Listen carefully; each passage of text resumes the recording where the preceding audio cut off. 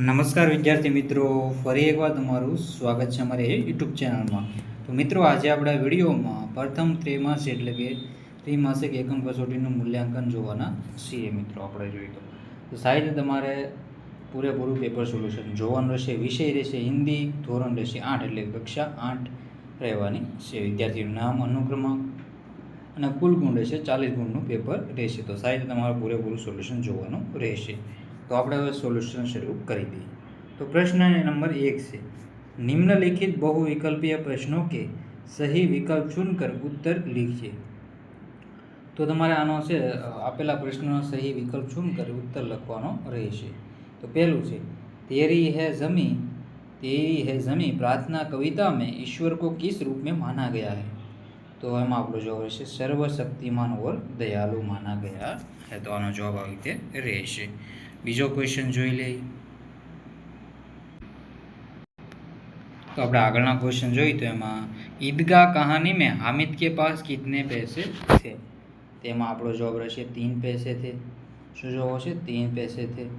પછી છે ત્રીજા નંબરનું, अंतरिक्ष परी सुनीता विलियम्स पाठ के अनुसार सुनीता का संबंध किस देश से है.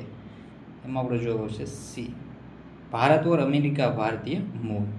આમાં આવશે સર્વશક્તિમાન દયાલુ. તો આવી રીતે 3 ક્વેશ્ચન આન્સર આવી રીતે જોઈ લો, રીડ કરી લો. આઈએમપી ક્વેશ્ચન છે. પછી આપણે આગળનો ક્વેશ્ચન જોઈએ તો ચોથા નંબર છે, उठे धरा के अमर विहंगम कविता के कवि कौन है. तो उठे धरा के अमर विहंगम कविता के कवि कौन है. તેમાં આપણો જવાબ આવશે એ, દ્વારિકા પ્રસાદ માહેશ્વરી. શું જવાબ આવશે? દ્વારિકા प्रसाद माहेश्वरी. प्रश्न नंबर 2 से रिक्त स्थानों की पूर्ति कीजिए. अंक 4. कुल गुण है 4. पहलू से हामिद ने अपनी दादी अमीना के लिए मेला से खाली जगह खरीदा. तो हामिद ने अपनी दादी अमीना के लिए मेला से खाली जगह खरीदा. तो एमा जवाब आवशे चिमटा. શું જવાબ આવશે? चिमटा. बीजा नंबर से सुनीता विलियम्स ने अंतरिक्ष में कुल खाली जगह दिन बिताने का रिकॉर्ड बनाया था. તેમાં જવાબ આવશે 195 દિવસ, 195 दिन 18 घंटे और 58 मिनट. तीजा नंबर से तेरी है जमी कविता में बख्शिश शब्द का अर्थ खाली जगह होता है. तो तेरी जमी कविता में बख्शिश शब्द का अर्थ क्या होता है. તેમાં આપણો જવાબ છે भेंट उपहार क्षमा दया करना. तो जवाब શું આવશે? भेंट उपहार क्षमा दया करना.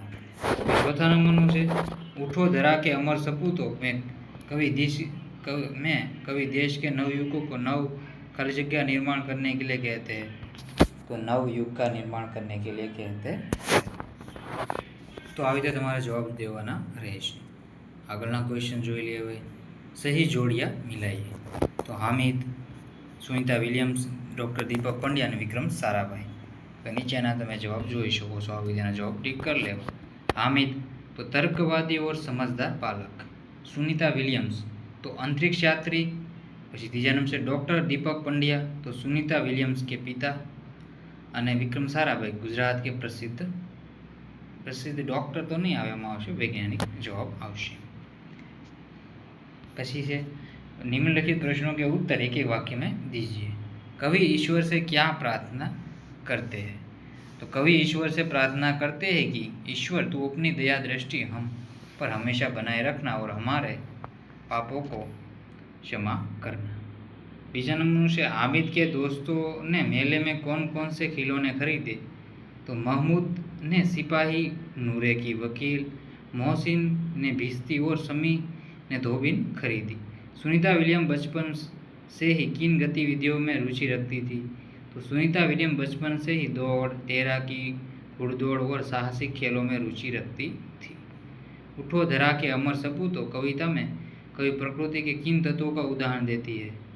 तो कवि नए प्रभात, नई किरण, फूलों, पक्षियों और नए वातावरण का उदाहरण देते हैं. पशी है निम्नलिखित प्रश्नों के संक्षिप्त उत्तर दीजिए. अमीना का दिल क्यों कचोट रहा था.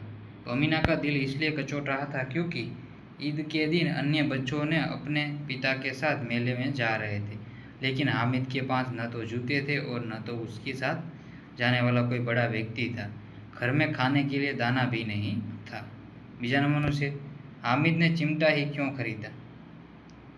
तो हामिद ने देखा कि जब उसकी दादी रोटी पकाती थी तो तवे से रोटियां उतारते समय उनकी उंगलियां जल जाती थी, इसलिए उसने खिलौने और मिठाइयाँ खरीदने के बजाय अपनी दादी के लिए चिमटा खरीदा। तीजा नंबरનું છે सुनीता विलियम्स को अंतरिक्ष में भेजने के लिए मुख्य उद्देश्य क्या था? तो सुनीता विलियम्स का मुख्य उद्देश्य अंतर्राष्ट्रीय अंतरिक्ष स्टेशन पर रहकर वैज्ञानिक अनुसंधान करना, मानव शरीर पर अंतरिक्ष के प्रभावों का अध्ययन करना और नई तकनीकों का परीक्षण करना था। कवि उठो धरा के अमर सपूतों के माध्यम से क्या संदेश देना चाहते हैं? तो कवि संदेश देना चाहते हैं कि देश के युवाओं को आलस्य त्याग कर देश के नव निर्माण में लग जाना चाहिए और शिक्षा तथा ज्ञान के प्रकाश से नया युग लाना चाहिए। पत्र लेखन का हमारे जीवन में क्या महत्व है? तो पत्र लेखन हमारे विचारों, भावनाओं और संदेशों को दूर बैठे आत्मीय जनों तक पहुंचाने का एक सशक्त, स्थायी और लिखित माध्यम है जो आपसी संबंधों को मजबूत बनाता है। निम्नलिखित प्रश्नों का विस्तृत उत्तर दीजिए। तो તમારા વિસ્તૃત ઉત્તર દેવાના રહેશે। તો સાહિત્ય ક્વેશ્ચનનો આન્સર જોઈ પોઝ કરીને વાંચી લો। ચેનલમાં ન હોય તો ચેનલને સબસ્ક્રાઈબ કરવાનું ભૂલતા નહીં। પછી છે નિબંધ લેખન मेरा प्रिय त्यौहार ईद या अथवा अंतरिक्ष के भारत के कदम पर संक्षिप्त निबंध लिखिए। तो साहित्य તમે પોઝ કરીને વાંચી લો। ईद उल फित्र मुस्लिम समुदाय का एक प्रमुख और पवित्र त्यौहार है। यह त्यौहार प्रेम, भाईचारे और सद्भावना का प्रतीक है। यह रमजान के पवित्र महीनों के पूरे 30 रोज़ों के समाप्त होने के बाद मनाया जाता है। मनाने का तरीका: ईद के दिन सुबह लोग नए वस्त्र पहनकर ईदगाह या मुस्लिम में नमाज अदा करने जाते हैं। नमाज के बाद सभी लोग एक दूसरे को गले लगाकर ईद मुबारक कहते हैं। घरों में मीठी सेवियाँ और तरह तरह के व्यंजन बनाए जाते हैं। सामाजिक महत्व: इस दिन अमीर गरीब का भेद समाप्त हो जाता है। लोग गरीबों को ज़कात और फितरा दान देते हैं ताकि वे भी त्यौहार मना सकें। यह त्यौहार हमें आपस में मिलकर रहने और खुशियाँ बांटने को संदेश देता है। तो आ तमारे आना आंसर लखवाना रहेशे। चेनलमां नवा होय तो चेनलने सब्सक्राइब करवानुं भूलता नहीं, बेल आइकन दबावी देजो। બધા ક્વેશ્ચન સાથે તમે રિપીટ તરીકે જોઈ લેજો। ફરી એકવાર બધા ક્વેશ્ચન જોઈ લો, પછી આપણે પેપર સોલ્યુશનનો એન્ડ કરીશું। તો સાહિત્ય એકવાર રિપીટેડ જોઈ લો। તો મિત્રો આ પેપર સોલ્યુશનનો એન્ડ કરીએ છીએ। જય હિન્દ, જય ભારત।